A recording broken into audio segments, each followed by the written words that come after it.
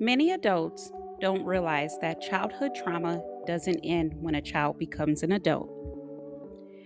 Research shows that children who grow up in foster care or group homes are more likely to struggle with emotional detachment, trust, identity, and relationships later in life. This video explains why, using real evidence and a real childhood story told without names, blame, or dramatization. Studies consistently show that perceived rejection in childhood has deeper long term effects than poverty itself. Children don't need overt abuse to experience trauma. Instability alone can wire the brain for survival.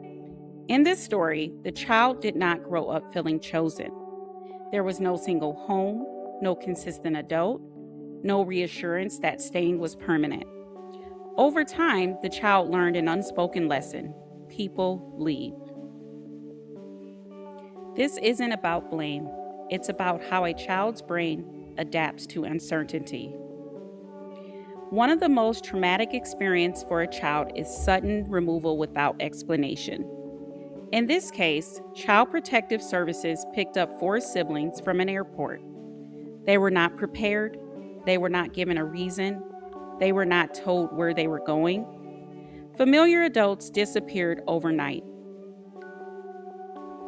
Even when removal is meant for safety, the body does not process intent, only separation. Children who have different fathers or mothers often experience unequal placement, unequal belonging, and unequal outcomes, even when no one intends harm. One sibling was separated because she had a different father. From a system standpoint, it made sense. From a child's emotional standpoint, it confirmed something devastating. Family can be divided, love can feel conditional. Children don't understand legal reasons, they understand loss.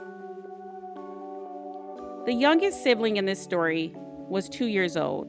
At that age, a child does not understand safety plans, court orders, or explanations. A 2-year-old only understands one thing: where is my mother? This is why early separation has such lasting effects on the nervous system. Older siblings tried to take care of the youngest child. They fed him, comforted him, taught him what they barely knew themselves. They were children parenting a child.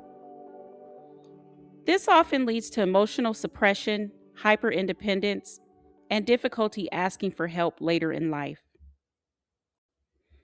Emotional detachment is not a personality flaw, it's a survival strategy. When emotions are ignored, unsafe, or punished, children stop expressing them. Over time, that becomes numbness, shutting down, the belief that needing others is dangerous. Children who grow up without protection are more likely to be placed with adults who are emotionally unsafe. In this story, placement eventually led to an emotionally abusive grandmother and a physically abusive aunt, not because the child was difficult, but because children without advocates are easier to mistreat. We'll talk more about that in the next video. If you are a parent, foster parent, or caregiver, understand this: stability is not optional, emotional safety is not extra.